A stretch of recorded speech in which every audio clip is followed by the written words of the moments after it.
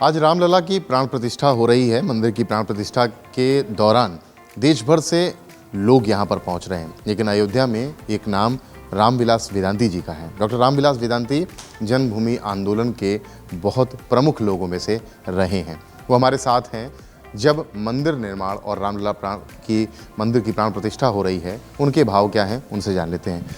सबसे पहले आपसे ये जानेंगे कि आज ये दिन आया है, बड़ा लंबा संघर्ष किया है आप लोगों ने, किस तरह देख रहे हैं नव्य और दिव्य अयोध्या को?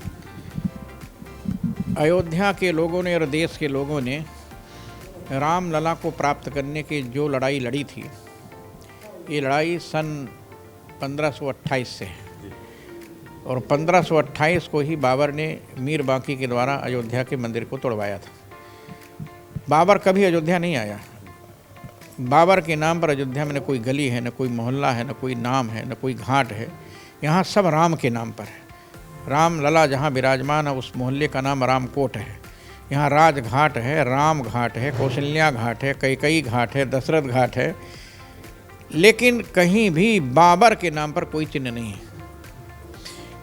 लेकिन आज़ादी के बाद और आज़ादी से पहले मुग़ल काल में भी इस देश के लोगों ने तथाकथित नेताओं ने इसको विवादित रखा और मुग़लों के जाने के बाद अंग्रेज भी आपस में हिंदू मुसलमानों को लड़ाते रहे और अंग्रेज़ों के जाने के बाद कांग्रेस ने भी हिंदू मुसलमानों को आपस में लड़ाने का काम किया। कांग्रेस ने तो आश्चर्य है, रामलला की मूर्ति को हटाने के लिए आदेश दे दिया।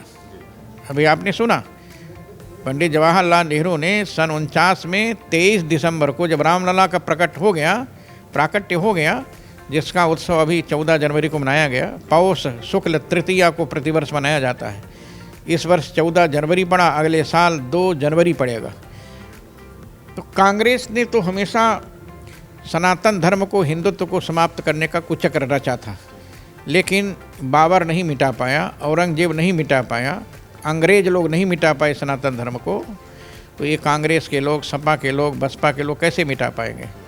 सनातन की संस्कृति को हम लोग संजो कर रखे हैं और मुझे पूर्ण विश्वास है कि हम सब लोगों ने जो आंदोलन किया था और जो परिश्रम किया था, जिस प्रकार हम 25 बार जेल गए थे, जिस प्रकार पूज्य महंत अवेद्यनाथ जी महाराज ने राम जन्मभूमि मुक्ति यज्ञ का मंगलमय दिव्य आंदोलन प्रारंभ किया, जिसके लिए अशोक सिंघल जी, आचार्य गिरिराज किशोर जी, आचार्य धर्मेंद्र जी, जगतगुरु शंकराचार्य पूज्य स्वामी शांतानंद सरस्वती जी, जगतगुरु शंकराचार्य पूज्य स्वामी सत्यमित्रानंद गिरी जी और परमानंद जी, ऋतंभरा, उमा भारती, इन सब लोगों ने जो परिश्रम किया था, उसी परिश्रम का फल है 22 जनवरी। उसी परिश्रम के परिणाम के अनुसार मोदी जी भारत के प्रधानमंत्री बने और प्रधानमंत्री बनने के बाद उनकी इच्छा शक्ति ने काम किया। किसी भी कार्य को करने के लिए किसी व्यक्ति की इच्छा शक्ति चाहिए।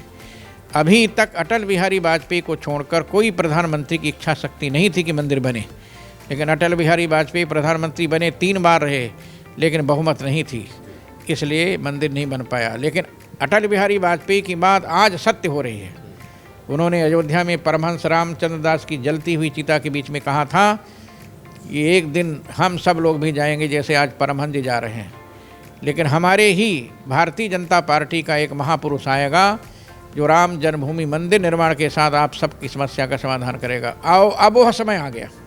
लेकिन बड़ी चिढ़ है, जो अगर सियासतदानों को देखें, राजनीतिकों को देखें, निमंत्रण मिला लेकिन निमंत्रण के बावजूद वो नहीं आ रहे। राम नाम का निमंत्रण है उनके पास, लेकिन उन्होंने नहीं स्वीकारा। देखिए, मैं बताऊं, जब उनके आला कमान रामलला की मूर्ति को हटवा रहे थे तो उनके परिकर लोग, उनके शिष्य प्रशिष्य लोग रामलला की प्राण प्रतिष्ठा में कैसे आएंगे? संभव ही नहीं है। कांग्रेस हमेशा धर्म विरोधी थी, राम विरोधी थी, हिंदू विरोधी थी, सनातन विरोधी थी। कांग्रेस ने कभी हिंदुत्व का समर्थन नहीं किया। कांग्रेस ने हिंदुत्व को, सनातन को डेंगू समझा, कोरोना समझा। उस कांग्रेस के द्वारा और उनके द्वारा पालित, लालित, पोषित राहुल गांधी जैसे लोग, सोनिया गांधी और नाम नहीं लेना चाहूँगा, ऐसे लोग अयोध्या में आकर अपना नाम क्यों बदनाम करें? किसी ने पूछा राहुल गांधी से कि अयोध्या क्यों नहीं जा रहे? कहा, मैं अपना नाम क्यों बदनाम करूँगा? अयोध्या जाने से मैं बदनाम हो जाऊँगा। तो अपनी बदनामी को रोकने के लिए अयोध्या नहीं आ रहे। कई बार अयोध्या राहुल गांधी, प्रियंका गांधी, सोनिया गांधी आई, लेकिन रामलला का दर्शन करने नहीं गई। पूछा गया क्यों नहीं गए, कहा इसलिए नहीं गए, वहाँ जाऊँगा तो मेरे ऊपर भी हिंदुत्व का ठप्पा लग जाएगा, सनातन का ठप्पा लग जाएगा। डर के मारे नहीं आ रहे हैं कि इस्लाम का वोट नहीं मिलेगा, आतंकवादियों का वोट हमको नहीं मिलेगा, आतंकवादियों के डर के मारे नहीं आ रहे हैं। और यही कारण है कि आज कांग्रेस का हमारे देश के लोगों ने बहिष्कार कर दिया है। कांग्रेस न हिंदुओं की है, न मुसलमान की है, न सिख की है, न ईसाई की है। कांग्रेस अपने स्वार्थ के लिए इतना घोटाला किया है। आज़ादी के बाद जब जब कांग्रेस का शासन आया, इतना घोटाला हुआ है कि देश का गला घोट दिया घोटालों में, देश को बिल्कुल ऐसा निर्धन दुर्भिक्ष बना दिया। और इसीलिए कांग्रेस के लोगों ने इसका बहिष्कार किया है।